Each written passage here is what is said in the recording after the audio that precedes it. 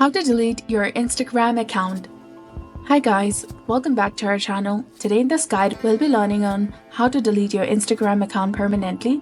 So if you've decided to delete your Instagram account, open your Instagram account on your mobile device and then tap on your profile icon in the bottom right corner of the screen. Click on the three horizontal lines in the top right corner to access settings. From here, click on Account Center. When the Account Center opens, go to Personal Details, click on Account Ownership and Control. Click on Deactivation or Deletion since you want to delete your account. Select the specific account you wish to delete and choose the option to delete your account. And then click on Continue.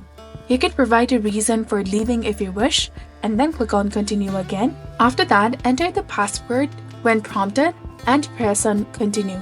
On the final page, you will see a message stating that if you proceed, your profile and the account details will be deleted.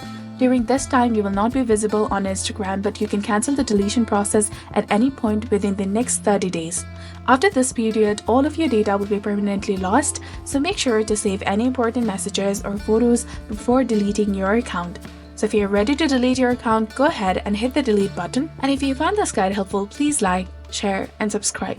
Thanks for watching.